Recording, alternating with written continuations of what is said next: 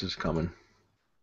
Okay, we're live. So, hey everybody, this is Bradley Benner with Semantic Mastery. This is Hump Day Hangouts episode 50. Wow. Woohoo! 2 weeks away from the 1 year anniversary, and we haven't, knock on wood, we haven't missed a single episode yet. And we're planning on not missing any more between now and the 1 year anniversary as long as I'm still breathing. So, and even if I don't make it, one of these other guys will. So. We got Hernan and Marco with us today. Adam is out doing whatever Adam does whenever he doesn't want to work with us. So, well, and now Chris just joined. So I'll go right down the line. What's up, Chris? Hello, everybody. Excuse me, Hernan. What's up, man? Hey, everyone. It's good to be here. And last but not least, Marco. Hey, everybody. What's up? So the only announcements we have today is we were just talking about this, guys. What was the first one? Link building, right? Link building, yeah. Okay. Our link building service is pretty much live again. It will be available for the general public again within the next week or so, I would say. Possibly even by Friday of this week. So it's new and improved. We've been redeveloping that for the last, 2 months or so, where we've had it shut down because of some bottleneck issues we were having with FCS networkers. So we've developed a new method that is working quite well, and that's going to be available. So you guys will have access to that again if you need link building services to your IFTTT networks, to PBNs, to citations, to boost up citations if you do local SEO. There's going to be a lot. There's a lot of things that you can use our link building service for. It's very, very effective.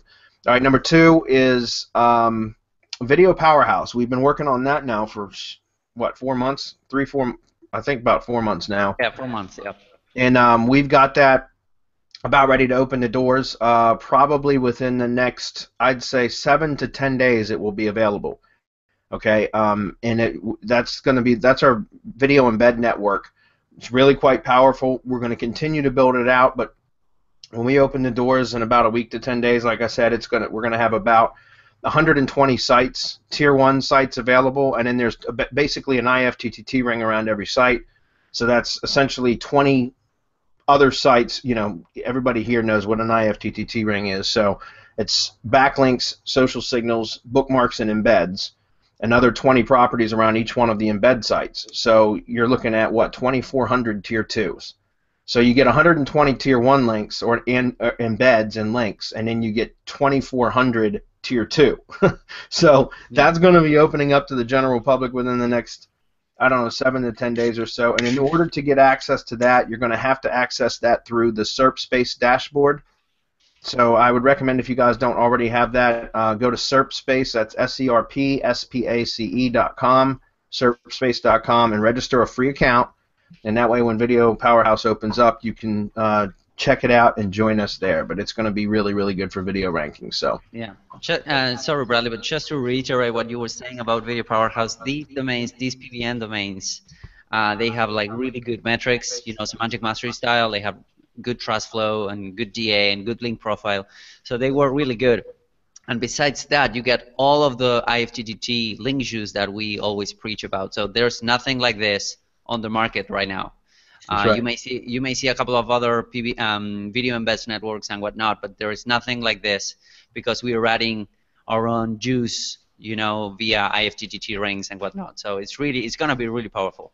Well, the difference between our networks and the others is that our sites, each one of the embed sites, which is a PBN site, has a trust flow 10 plus minimum. It's got a clean link profile. It might not have hundreds of links, inbound links, but it's got a clean link profile. They're not spam. There's no Russian links. There's no Chinese links coming in. So they're all really clean. And then the IFTTT networks each one is a persona. So it's got just like we teach in our training, that's well themed and it's all interlinked. There's an actual identity behind every one of those sites. So it doesn't look like just a shitty, embed network like a lot of the other ones out there. They just have a bunch of sites out there that you get massive embeds, but there's really no theme to it. And so that's what makes the difference. As ours has the themes, they're interlinked properly. There's a strong identity behind it, which I think is important for the semantic web, anyways. And they're clean PBN sites. So highly recommend that you guys go get a free account at serverspace.com so that you can take advantage of that when it opens up, because we're probably going to be opening it up and like letting people in batches so that we can make sure that we handle the volume. We don't, so we might let, I don't know, 50 people in or 100 people in up front and then shut it down.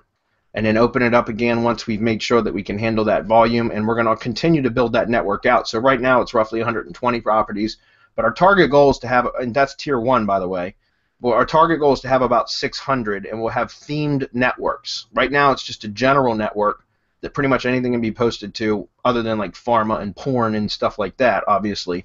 But we hope to have a general network plus 5 theme or niche specific networks, very broad categories like health and wellness, maybe business and marketing. Another one could be construction and home services, those type of things, so that you guys can get your videos embedded on themed networks, which will also help. So go check that out. Okay, And also, so go ahead. Before you get into the questions, remind them also that Mastermind gets first crack at link building, and that will also be limited so that we can be sure we handle the volume. So get on that waiting list to make sure that even if we close it, we get back to you once we open it back up, because it will be open for a certain amount of people. We'll close it, and then, I don't know, a week, 2 weeks, a month, we'll open it back up. So get on that waiting list, and we'll contact you when it's ready. That's right. And that's right. Mastermind always gets first crack at everything that we release. So if you're not a Mastermind member, now would be a good time. So, all right, I'm going to go ahead and grab the screen, and we're going to start getting into some of these questions. There's a bunch of them already. Let me close down some of my windows that are open that you guys don't need to see first. That's probably good enough. All right, here we go. And we got a lot of questions, so let's roll through this. Florian, he's trying to monopolize the time here today. So we might have to limit the questions, Florian, because we're going to make sure it's fair that everybody else gets in. I know we say first come, first serve, but there's a lot of questions here, and some of them look like they're more geared towards Mastermind anyway. So I'll skim over your questions, and if I can answer them quickly, I will. If it's going to be more detailed, we're going to have to reserve that for another time, just because there's a lot here, and we've got to get through all of it. First one says Skyland says, what are your thoughts on having a completely unrelated website on a subdomain? Would this cause trust flow issues for the website on the main domain as backlinks are built to the subdomain? I don't think so, Sky, because it's considered an independent entity, so it really doesn't matter. I mean, let's put it this way. Think about it. If you've got a WordPress.com blog, right? Not a self-hosted site, but if you got joesplumbing.wordpress.com is your WordPress blog, and then you have a redhighheelshoes.wordpress.com blog, is it going to affect the WordPress.com site? No. And think about how many blogs there are, because that's how it's built on subdomains, right? Blogger, Tumblr, WordPress, they're all built basically with the same type of structure. And there are, hundreds of thousands, millions of subdomains, and does that affect Tumblr as a whole, or Blogger as a whole, or WordPress as a whole? No. So don't worry about that. It's an independent entity. Okay? Yeah, I would just add, don't link up to the root. That's right. And you're okay. That's right. Just keep it as an entirely separate entity and treat it as such, and it's fine. You can do that. Okay? And you'll build domain authority, because again, like if you go look at WordPress used to be a 100 domain authority, but I think it's down to like a 97 now or something like that. But my point is that you'll boost domain authority. That's not the be all end all at all, but I'm just saying you'll benefit from each one of those subdomains being built, because the overall domain will accrue domain authority. Okay? But the site itself is going to be separate. It won't affect one or the other as long as you don't interlink between them. Okay, Florian says, this is a productivity question. This month was the first month where I reached 20K a month in recurring revenue, 100% nice. Client SEO. Yeah, I'll plus one that. Congratulations, Florian. Yeah, that deserves a plus 1,000. Yeah, and Florian Good does. Work. Florian he's a go-getter. He doesn't let any grass grow under his ass, because he's in the RYS Academy and in the Facebook group. He's a mover and a shaker. He's one of those guys that takes massive action. And guys, any of you that are attending this event or Hump Day Hangouts or whatever that has any doubt, Florian bought our RYS Academy training. This isn't a pitch for that. This is an attaboy for Florian. Okay, what I'm saying is he bought the RYS training and he took massive action over the last 5 or 6 weeks, and he just said he just hit a 20K a month. Guys, think about that. And that's just from taking the training that he had and taking massive action on it. Okay? So my point is, if you guys take action with what you have available, you can start hitting target numbers like this. And so again, +1, I'd +1 it again if I could, Florian. Anyways, he says, but big success comes with big responsibilities, Spider-Man style, and now I have to fulfill all those clients. I have a hard time organizing my day-to-day workflow. Hernan, didn't you just do a post about this somewhere? I saw it somewhere. Local client takeover or something, right? Yep. Yeah, I did it because I was exactly where Florian it is right now. I was skimming through his question, and one thing that I'm jumping ahead of your question, Florian, but one thing that I did that I've been implementing for at least 5 days now, and it has shot my productivity through the roof, is a simple thing. And I took it from Ben Atkins from his Clarity program. I think it's great. So if you guys can check it out, go ahead and check it out. And what I did was to stop checking. First off, I unsubscribed for everything that I wasn't, checking lists and email lists and whatnot. So I keep unsubscribing. It's crazy how many lists I was subscribed to. So I've been unsubscribing like crazy for the past week, which I recommend you to avoid clutter on your inbox. And then another thing that I'm doing is to check my email, my Skype messages, and everything chat related, and my mobile phone twice a day, and that's it. I check it. I have a big message on my Skype account that says I'll be checking my Skype messages from 11 a.m. to 12 p.m. Argentina time, and then again on 5 p.m. to 6 p.m. And that's it. And I try to keep to it, and that has shot my productivity through the roof because otherwise you're always reacting to things, and you can batch things like that. I think Tim Ferriss is the one that talks a lot about that on the 4-Hour Workweek, and yeah, I think I posted somewhere, so I could try and dig the link for that. But yeah, that's what basically a really small change that I did on my daily schedule, and over the past 5 days I've been getting shit done like crazy, Yeah. If you want to copy that post, sure. the text from that post and post it again in here. Sure thing. I think that would probably be pretty good.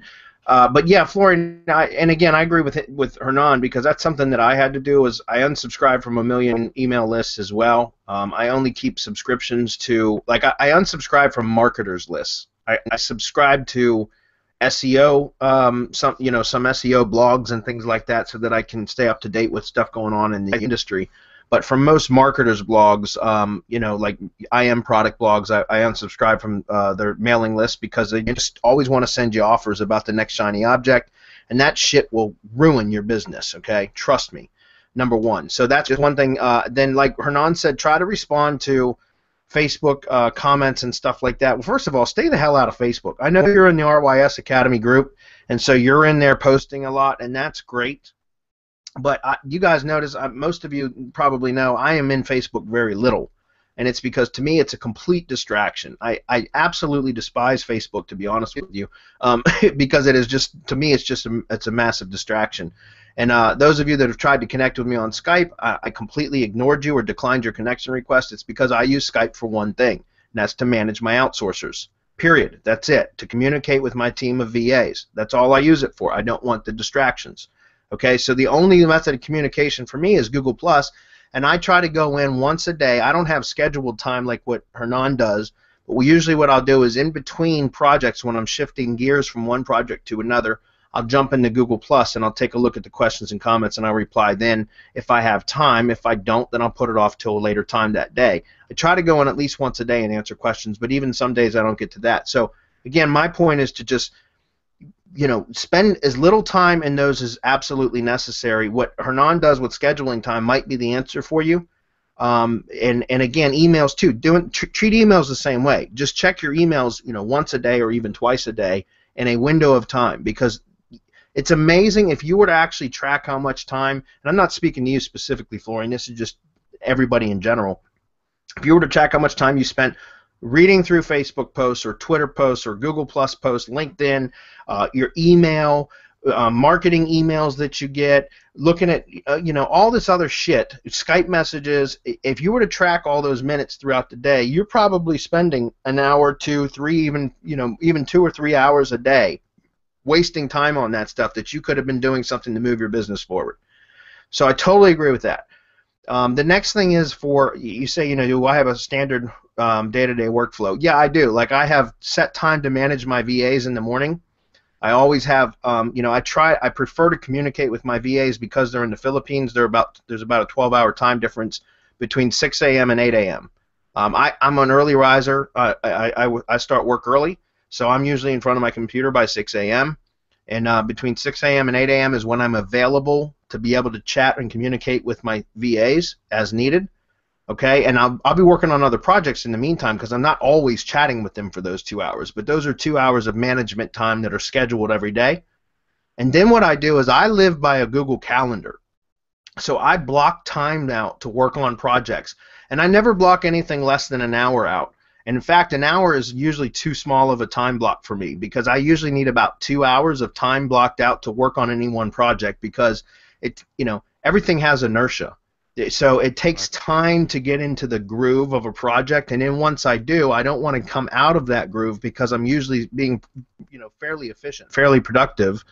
And if I have to switch gears to go to another project, again, there's momentum there. So I have to slow down, get out of that groove, switch gears, and get myself into another groove again. And there's inertia, there's momentum. So that I try to block everything out in at least a minimum of 2 hour time blocks. And so Google Calendar, I live by it. If I don't have something on my Google Calendar, it doesn't get done, period. Okay? And so, I schedule my days out in advance, too. Usually, most of the time, I just schedule my next day out. So, like, in the afternoon or in the evening, I usually make a list of the top items that need to be completed the following day. And I list them by order of priority. And I usually never list more than 6 items. So it'll be, items 1 through 6, the top one, number 1 being the most important that has to be done. And most days, I don't even get through my list of 6. I might only get 1 or 2 things done off that list. Usually it's going to be number 1 and number 2 because they were listed in order of priority. And then the following day, I will move that, like let's say I get 2 items done. Item number 3 will get moved up to number 1, provided there's not something else that takes precedence and importance over it. Any of you guys that are following us in the masterclass series know that we're doing an affiliate case study, and one of the products or the affiliate website that I was building out for that case study was about personal development products and success development, that kind of thing, because I have kind of a soft spot in my heart for those kind of products because I've used a lot of them, the motivational and success developments, that kind of stuff. It's helped me to be the entrepreneur that I am. And one book by Brian Tracy called Eat That Frog talks about if you take, and it's funny, Eat That Frog is the title was derived from something Mark Twain said many years ago. He said, if you woke up in the morning and the first thing you had to do was eat a big, live, ugly frog, you can rest assured the rest of your day, that nothing throughout the rest of your day would be as bad as that. So you already got the worst of your day over with if the first thing you did in the morning was to wake up and eat a nasty frog, a live, ugly frog, right? And so the idea there translates into, as being a business owner and entrepreneur, you should prioritize the items that are going to have the biggest impact and usually going to be the ones that you dread doing the most, or they're going to be the most difficult, and make those the very first things that you tackle every day. Because then once that's done, once that's completed, the rest of your day comparatively is going to be easier. Okay, and it just gives you a feeling of accomplishment and helps you to accomplish more throughout the day. So highly recommend you check that out. If you want to see my full review on it, this is a shameless plug. Go to growth.training. Okay, growth.training is my affiliate blog that I was setting up for that case study, and I've got several products on there that I highly recommend that are very inexpensive. Like Eat That Frog is $9 for a Kindle book. Okay, but go check it out at growth.training. You'll see my full review. There's some real good training in there for just like how to be productive and how to be, manage your time and how to eliminate procrastination. All right, so I know that's really we spent a lot of time on that, but I think that's a very important question, Florian. that's something that we hear a lot of from students that are trying to build a business or already have an existing business but are trying to scale and they have difficulty scaling. It's because time management. We all only have the same amount of hours in a day, and isn't it amazing how you see some people that get enormous amounts of work done, and then you struggle, and even like I've seen it before, like Hernan just mentioned Ben Adkins. Ben Adkins is one of my favorites in the IM industry. I think he's one of the best. I really do. And he and his team put out so much content, it's unbelievable. I often wonder, how do they put out so much content? But it's because he's developed good habits and because he's developed a good team. Mm-hmm. And that's, I'm sorry, go ahead, Hernan.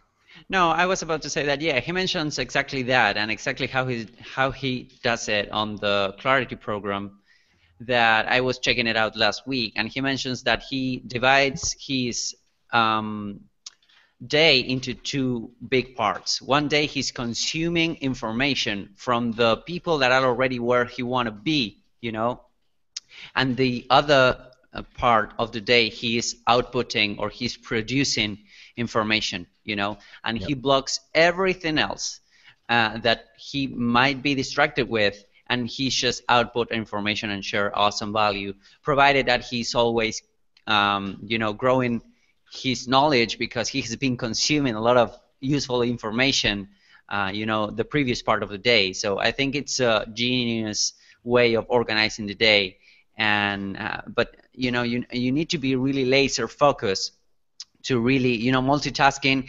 I usually brag about that I'm a big multitasker, and that's not a good thing at all. No, you should focus. Yeah, and the main point here is that you should focus on what you want to achieve and the main activities that will grow your business. The rest is just fluff. Yeah. And so the last part of this, he asked about what kind of tools. Yeah, I use Trello also, Florian, for managing the outsourcers. Like whenever I set up training for outsourcers, I always develop what's called a working procedure, which is a step-by-step. It's a linear process. Step 1, Step 2, Step 3, Step 4, along with training videos, links to resources, that sort of thing. And I put those in the Trello boards and assign my VAs to that. That's for training. But for me personally, I don't use Trello for my own tasks. Because I live by the Google Calendar. Like I said, I just use Google Calendar, so I agree with you on that. How do you keep your business growing and start new projects when your agenda is already full? Well, what you do is you identify which projects that you are currently working on that aren't producing the kind of results that you want or that you expect you can get from the new project that you want to work on, and you eliminate those projects. You have to make, again, you've only got, look, again, one of the principles for Meet That Frog is we all have more to do than we have time to do them in. Every one of us do, guys. None of us are different. Okay, so what it is, you have to identify the things that are going to progress your business the most or give you the most benefit, because it could be personal goals, it could be relationship goals, spiritual goals, it could be anything.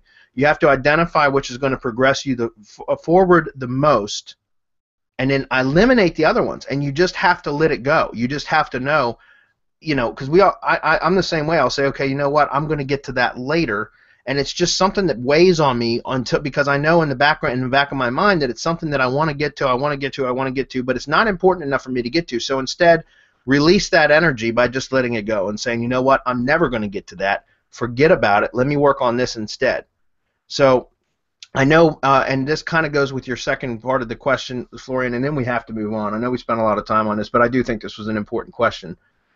He says when he's got low-paying clients and he wants to work on higher ticket items, building a better reputation in order to land higher paying clients for high ticket consulting and stuff like that, and your lower paying clients are sucking your time. Isn't that always the case, guys? Think about that. Usually the lowest paying clients are the biggest pain in the ass. Yeah. It happens in every industry. It's funny because the Toyota guys are usually the ones that have the most troubles, and it's not about the car that they are driving. It's about the mindset that they have. That's right. So yeah, it happens in all the industries. Yeah. And that's true. It happens to all of us, Florian. I still to this day have some lower paying clients that are a pain in my ass, and I was talking in our mastermind community about firing some of my clients, and I have fired a few of them already. I've still got a few more. I'm on the verge of firing another one right now. because they're not worth my time or the mental anguish that they that they produce, you know. And so you ask, should you outsource them to somebody else? Look, if you have somebody that you trust that can handle the client work for you, there's no reason to give up the client altogether, in my opinion, because you can still turn that into a stream of revenue. Even if you give up, let's say you say, look, if you find somebody to basically outsource the work to, and you're paying them 60% and you get to keep 40%, well, that's still a nice little stream of revenue. However, you also got to consider, like what I've considered, I'm still ultimately responsible to those clients or accountable to those clients because they hired me. They didn't hire my outsourcer. They hired me. So unless I trust my outsourcer, number one, to handle the job, number two, I'm still probably going to be the point of contact anyways. And so I want to make sure that I still have to manage those clients, and are they worth it? Are they worth the time that it would require to still manage those projects? If you've got other stuff that you know is going to be more lucrative, or even if you just guess, because we're all risk takers, right? We're all business owners, we're risk takers, but you have to make that leap of faith and say, okay, you know what? I'm going to go after this because it's much more, the potential is much more lucrative, or it has the potential to be much more lucrative. So I'm going to get rid of these time sucks, these these aggravations that are these smaller paying clients, so that I can focus on building it. Even if you take a bit of a hit up front because you lose that revenue, it's going to free up the time and the energy to work towards building something that's going to pay off bigger later on. Okay. Can I just add a touch to this? Sure. If he's spending an hour or two on that €500 a month client, he's totally worth it, because it's I mean, you know, it's the ROI is there. But if he's spending 50 hours on this client, now you're losing money. So he has to determine where it is that he's making money, right? How much he has to make per hour in order for this to be a worthwhile client. So that's how you determine whether that 500 a month client is worth your time or not. If you're just doing a couple of videos and you spend a few minutes on it and that's all you have to do, well, you keep that client. But if he's a pain in the ass, you're getting calls, you're getting emails, you're getting Skyped, you're getting woken up in the middle of the night, please hold my hand, then no, it's not worth it. Yeah, totally agree. All right, we're going to move on. Florian, the SAPE question, honestly, that's something that we don't really want to talk about publicly. We'll talk about SAPE methods inside the mastermind. I don't think you're a mastermind member yet, but I don't know why the hell you're not. You're already in the RYS Academy, and if you're making $20K a month now, man, just join the damn mastermind already. You know? I mean, Jesus. And we'll you can get a lot more in-depth and in-detailed questions, some of our advanced stuff in there. Trust me, we spill all our beans in there, so. Mm-hmm. I'm going to have to go over that one, Florian. Skip over that one. Brett asked a productivity question. How do you monitor all the IFTTT rings that get built? Well, I'm glad you asked. It's called SERPspace. Go to SERPspace.com. It's a cloud-based app that we developed in partnership with one of our other members. That it's called SERPspace. And you can input all of and you can do a mass import or a bulk import, all of your IFTTT properties directly into that, and it will monitor them and will notify you if they go down. And there's just a ton of other cool things that can be done inside of SERPspace, because it's really, that's what it was intended to be originally. And guys, you can get a free account there, so go to SERPspace.com and get a free account, and then you can upgrade if you need more, more monitoring and all that. There's certainly packages, but originally that's what it was developed for. But we are turning it into a full-fledged, full-blown SEO marketplace, so that you can get most of your services done for you inside of our SERPspace marketplace based on our principles and our trainings. Okay, so highly recommend you get an account there, because you'll see as new things are added. Caesar says, on the last Hump Day Hangout, you said you don't recommend building out IFTTT networks beyond Tier 1 if you're using blog syndication instead of YouTube. Is that correct? No, that's incorrect, Caesar. I said I don't do it very often. I didn't say I don't recommend doing it. I said I don't do it very often because I got too many damn sites that I manage, and having a two-tiered network requires additional maintenance, especially when you're using other related content feeds, because there's a lot of things that can break down or go wrong that aren't necessarily have anything to do with you or the networks themselves. It could be with the content feeds and everything else, and it just requires a lot of additional maintenance. And for me personally, it's more maintenance than I'm willing to put in because I've got so many sites that I manage. I said if you have only one main site or a couple sites or even a small handful of sites that you manage and you want to use the full two-tier networks for blog syndication, by all means use it. Just know that there's more maintenance required. Okay? So to continue your question, would having only one IFTTT ring around a money site make an appreciable difference in terms of ranking? Yes, it does, but it takes time. Okay? It takes time. It takes consistency with your publishing schedule. All right, but it absolutely makes a difference. And also, if you're boosting your IFTTT ring, okay, I've ranked local websites, guys, with nothing more than citations and an IFTTT ring, with a tier 1 IFTTT ring with a consistent blog posting schedule. Your on-page has to be tight. You have to have, if you're using silos, your silo structure has to be right. But if you do it properly, an IFTTT ring with a consistent blog posting schedule and citations only, you can rank local sites. Okay? He says, I know IFTTT alone is not going to rank a site. Well, it can. See, that's what I was just mentioning.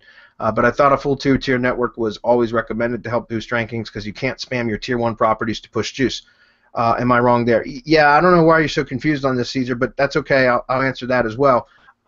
Yeah, you can boost your tier 1 IFTTT properties. Don't recommend that you just all-out spam them, but you can boost them. And so if you want to spam your tier 1 network, you just need to put a layer of semi-clean links between the spam and your tier 1 network. Okay? So that's, I mean, again, that's all I do with all of my websites is they all have single rings around them. The YouTube networks, yes, I use multiple tier 2 networks per YouTube channel. But for blog syndication, I only use one tier 1 branded network around each site, and then I juice the hell out of that IFTTT network. All right?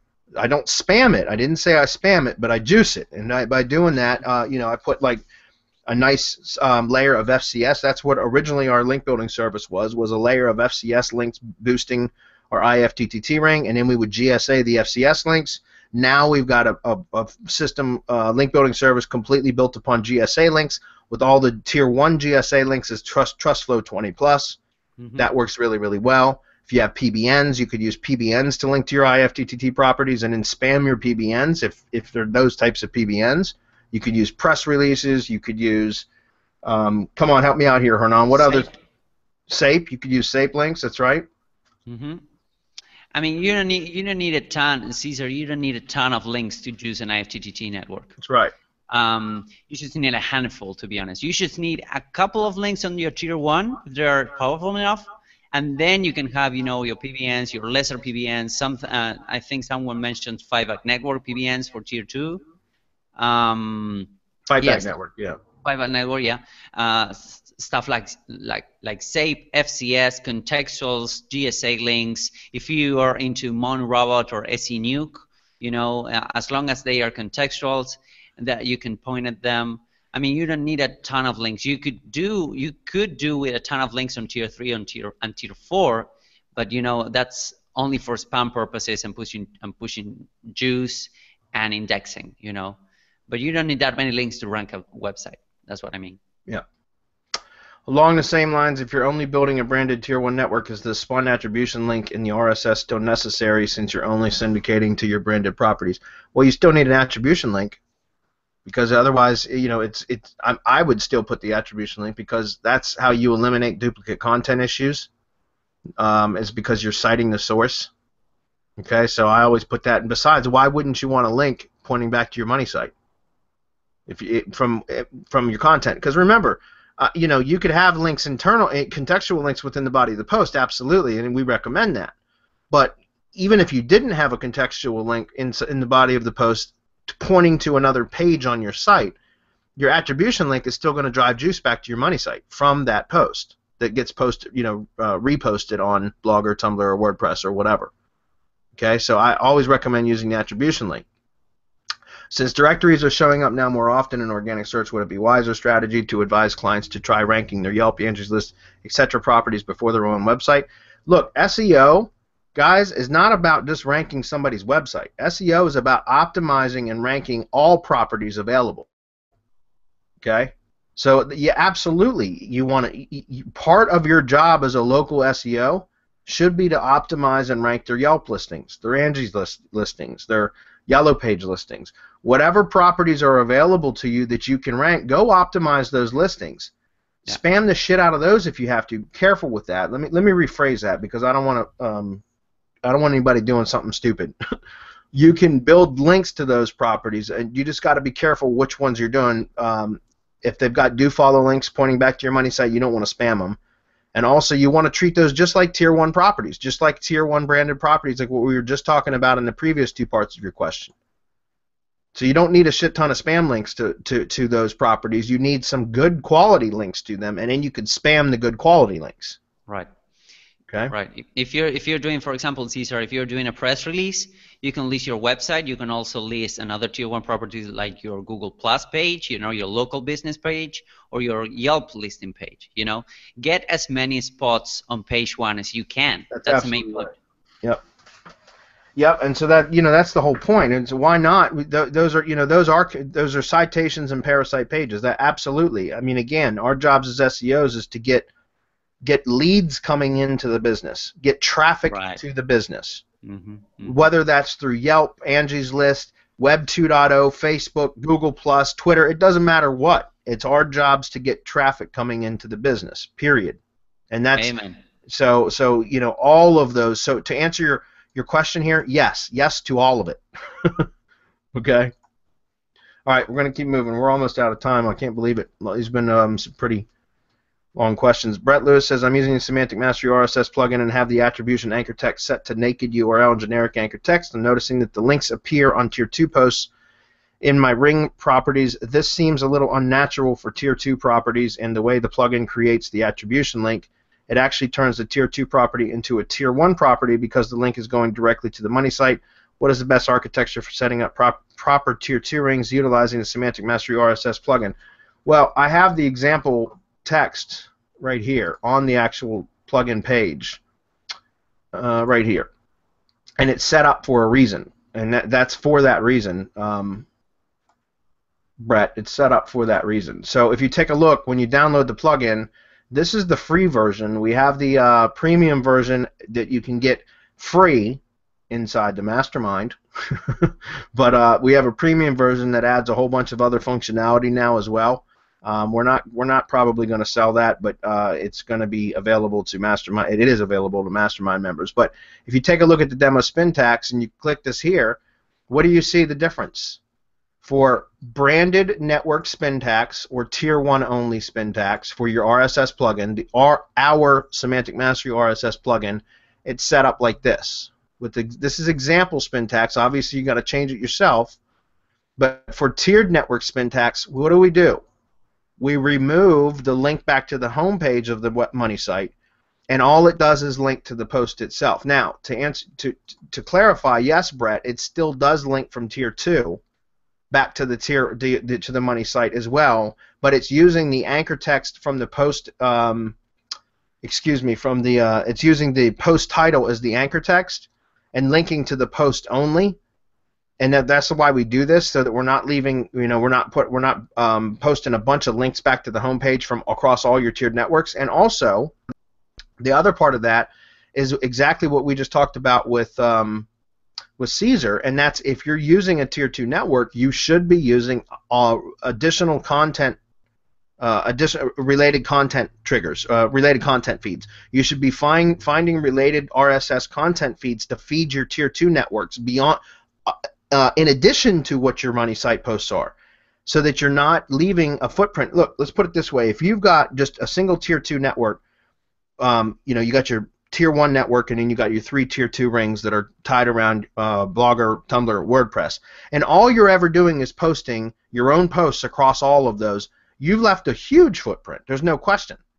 But if you have additional content triggers, just like we teach in the training, if you're going to be using 2-tier networks for blog syndication, you should have additional content triggers from related authority-type sites that are triggering your Tier 2 network, so that you only have posts occasionally that are pointing back to your money site that are buried within among other posts from other sources. And I recommend at least a minimum of 2 additional content sources per 2-tier blog.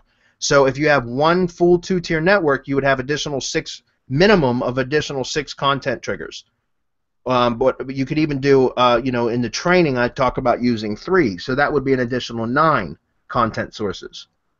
And that's to eliminate the footprint, or at least reduce it, to where it looks more natural, because it's not the only content posted on those tier 2 blogs are pointing all back to the same money site, right? You're posting content that is always related, and that's how you build the topical relevancy. That's how you increase the trust flow of those tier 2 networks. It increases activity, which will fire those, trigger those networks more often, which will, again, it's a cumulative effect. All of that activity with relevant related content will increase the power of those 2-tier networks, plus it eliminates or reduces the footprint to a bare minimum.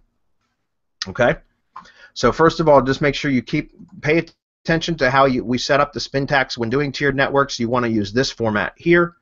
Second of all, you want to make sure that you're using related content triggers for tier 2 networks if you're using that for blog syndication. Do not just post your own content across all those networks, guys. Do not do that. If you're going to do that, get rid of the tier 2 networks. Use them for YouTube instead. Okay? Just to be safe. All right? Kevin says, I've had to change the URL structure plus SEO title of some pages a few times each now, and then when I do a site :index search of my site to see the results, I see are mixed up with wrong SEO titles and wrong pages, which I'm sure is affecting the rankings. Kevin, it's just the index hasn't been refreshed yet. Right. That's all it is, Kevin. If you've updated your site titles and your URLs, and you've done the 301 redirects from the old URLs to the new ones, it's just a matter of Google refreshing the index. And guys, it's weird. It depends on the search query. There's a lot of factors, but I've done that before where I've seen the change happen almost within minutes. But I've also done it before where I haven't seen the change for weeks. Right. Okay. I think it has to do a lot with the search query and the niche as well. Yeah. For some reason, there are some niches, and it will make sense from Google's standpoint that some niches are more responsive than others, and the Google cache updates more often in some niches than others. So that's probably it. Well, you got to think about how much computing power it takes to refresh the index, guys. Mm-hmm. Think about it. Just think about the hundreds of billions or trillions of web pages on the web now that Google's indexed. How much computing power it takes to refresh those. And so, like Hernan said, there are some industries, like for example the tech industry, the technology industry, which probably gets refreshed a hell of a lot more than say the roofing industry. Mm-hmm. Okay, because they try to conserve computing power where they can, obviously, and so just don't worry about it, Kevin. If it's been done if it's been done correctly, it's just a matter of the index refreshing. It will, just give it some time. Yeah. Not only that, there are niches that are much more spammy, and we know for the fact that, for example, payday loans, they manually review the first page of Google once a week. The spam team of Google, they review it once a week. So it will depend a lot of on the niche and the amount of content that's being created on that particular niche. As Bradley mentioned, the tech niche and I don't know, real estate or something like that is newsworthy. Usually for contractors and stuff, you don't need that much of a content unless you're a newspaper, but that could take a while. Yeah. Can I also add that sometimes you just have to wait and see what happens? Yeah. Sometimes you just have to leave it alone. I mean, you can't just keep doing and doing and doing it, because that's a signal too. That's a red flag. Too. Yeah, that's a big red flag. Yeah. Come and see what I'm doing, because every time something happens to my website, I immediately go and change stuff so that something else happens, and then I change it again, and then again and again and again, and I never give it a chance to see where it's going to land. And then not only that, you don't know what it is that you either did right or wrong to either make it drop or make it come up in the rankings. Yeah. Mm-hmm. When you make any significant changes to the structure or to some of the big items for the on page of a site, for example, the SEO title, the URL, those are big changes when you make changes to those. So once you make changes like that, leave it alone for 3 weeks. Yeah. You know, leave it alone for 3 weeks and see what happens, and allow the index to refresh and to see what kind of, because remember, guys, the Panda refresh is about every 20 days, roughly, give or take. And so you don't know where you are in that Panda refresh cycle. So if you make some changes on your site today, and in 3 days later you haven't seen it make any changes, and you do some more changes, and then you do some more changes like Marco just said, then you haven't given, and if you've got to wait until Panda comes by, the refresh rolls through again, before those changes will have any effect. Okay, so that's why I say if you're going to make significant changes to on-page or to site structure, that sort of stuff, leave it alone for 3 weeks before making any additional changes. And by the way, keep really detailed notes as to what changes you made, so that when 3 weeks comes down the road and you monitor what kind of effect it had, you can look back at your notes and say, okay, I did this, this, and this. And I don't recommend that you change 18 things at one time.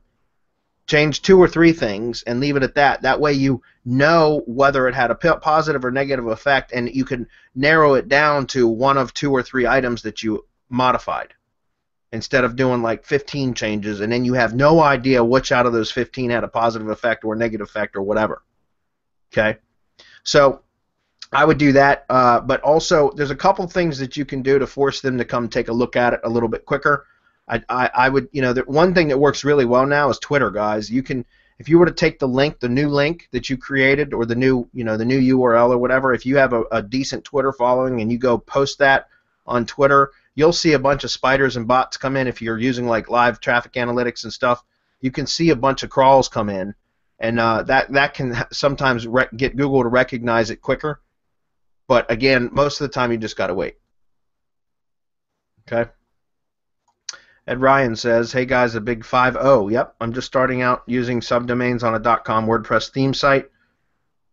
On a .com WordPress theme site. I'm not sure what that means, unless he means like an actual WordPress.com website.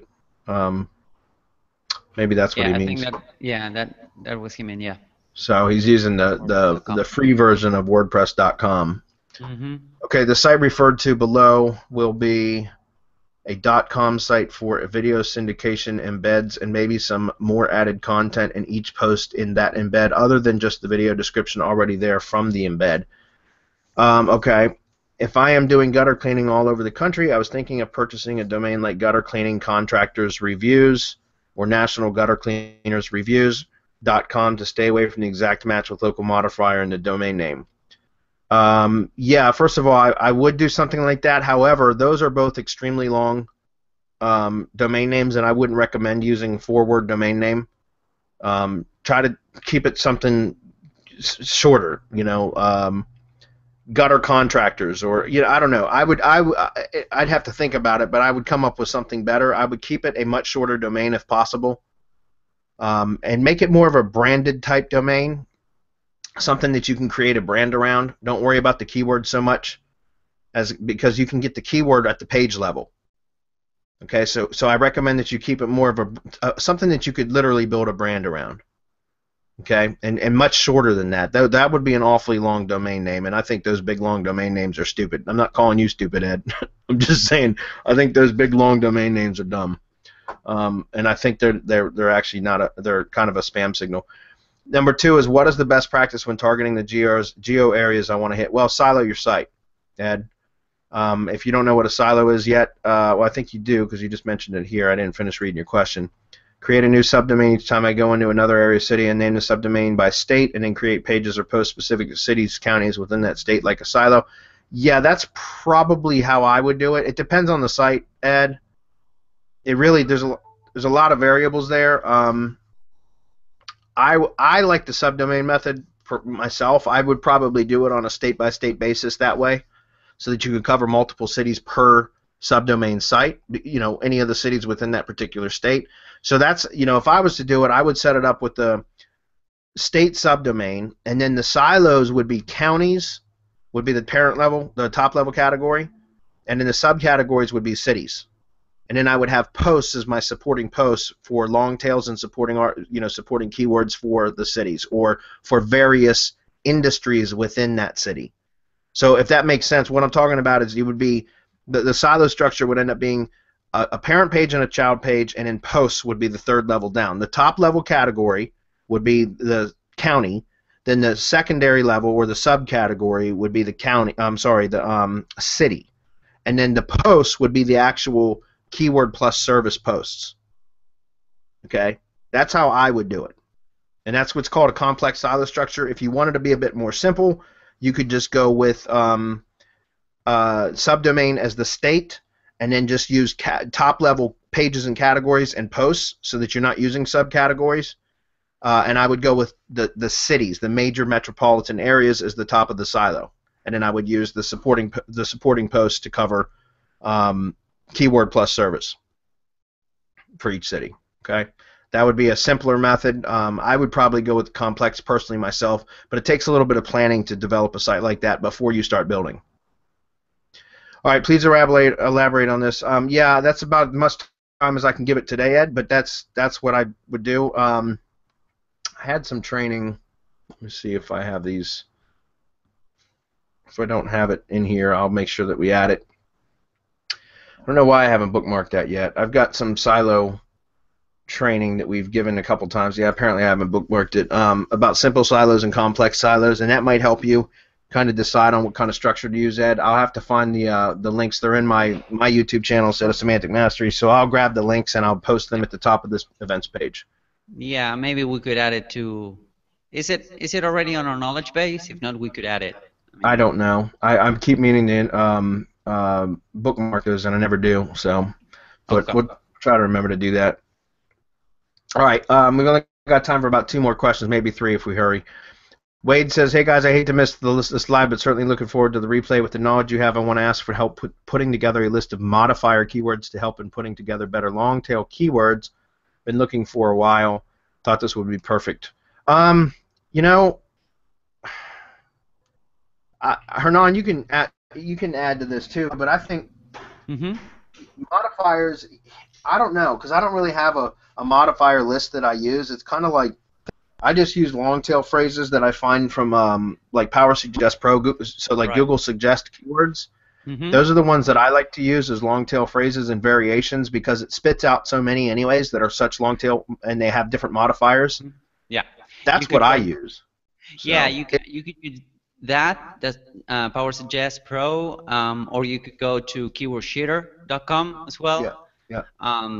But yeah, usually, you know, it will depend on the market, because wait, on the top of my head I could mention, you know, best top, near me, or top rated, those kind of things for modifiers. Yeah. For example, services, and then for products, where reviews 2015, 2016, buyer's guide, those kind of things, you know. But it will depend strongly on the niche that you are going after. Yeah, and see, that's why I just use the suggest tool, because Right. I mean, I could have a basically a default list of modifiers, but that doesn't mean that anybody ever uses those. And what I like about using the suggest tools, I use Power Suggest Pro. If you guys are interested, go check it out at semanticmastery.com/Power Suggest. There's also the other one that's not near as good, but it's free. It's called keywordshitter.com. But that, you know, that does something similar. It's not near as good. But Power Suggest Pro is, I think, $67. It's a one-time fee. It's totally worth it. But using tools like that, guys, it will give you the keyword search queries that people are actually searching. That's why they're in Suggest to begin with. So if you put in a specific keyword, it will spit out all of the different modifiers that actually have real live traffic and search volume for it. And those are the ones that I use. So I don't have a default list, because I just create a new list for each new project based on Suggest. Because remember, if I created a list for a particular keyword today, like let's say LED TVs, and I created a list of from Power Suggest today, 3 months down the road from now, if I went back and created the list again using Power Suggest, it's going to have, most likely there's going to be a different set of modifiers, or at least new ones added while other ones dropped out, because things change. And the Suggest algorithm, which spits out the suggested phrases, is more of a real-time, it's a real-time thing. Okay, it's not based on historical values like the keyword planner is. Okay, So I highly recommend that. I don't have a list for you, Wade, because I just do it on a case-by-case basis. Paul says, outsource question. I'm not having any luck with software to help grow my circles. How do I go about hiring VAs for that kind of thing? Paul is in the mastermind. Go into Curation Mastery training, Paul. You have access to that course, and there's a module there specifically about setting up hiring funnels. Highly recommend that you go through that training and set up your own funnel that you can use to either hire a contractor, like on an as-needed basis from like Upwork or formerly Odesk, or if you need somebody full-time, which I don't think you do for this particular project, I would still recommend that you use the hiring funnel so that you can get somebody that's competent. Specifically, your question is, what I do is I end up interviewing 2 to 3 people for a task like what you're talking about, and then I hire all two or three of them. I hire all of them, provided that they made it through the interview. Let's say I interview 5 people and I hire 3 of them. I make them the same job offer. I tell them that they're competing with 2 other hires, and whoever has done the best at the end of a test project, of which I pay them all for, that's going to be the one that's going to become the permanent part-time member of my team, if it's just a part-time position, whatever. That way they know they're competing, so it gives them incentive to work better or to work harder. And in your case, Paul, what I would do is set up 3 persona accounts. You probably already have many anyways from IFTTT networks. Assign persona accounts to each one of the outsourcers. Tell them what your specific needs are. Have them start growing your circles out based on those needs. Give them a week or whatever it may be. Say, you got 10 hours, I'll pay you, 2 hours a day for 5 days, or for 5 days this week, so I'll pay you for 10 hours. At the end of that project, review their work. Whichever one did the best job, give them the job offer. And tell the other 2, by the way, you guys did good, but I went with somebody else. Would you mind if I keep your contact information on file for my next project? Because you never know when you got to hire somebody again, and you will already have vetted them at least to a point. Okay. All right. I think we got to go, don't we? Yes, sir. All right. I'm sorry, guys, we didn't get the rest of your questions. I thought there was a lot of really good questions today. We took a lot of time in the beginning with that kind of business stuff that Florian was talking about, but guys, I thought that was really important. So any questions that got missed, you guys can post in the whatever groups you're in. We'll try to get to them there. If not, they can wait till next week and the next Something Hangout. We'll see you guys then. Okay. Yeah. All right. Well, thanks, Marco, Chris, and Hernan. Bye, everybody. Bye-bye. See everybody else in masterclass in about 3 minutes. Yes, sir. Bye-bye. Bye.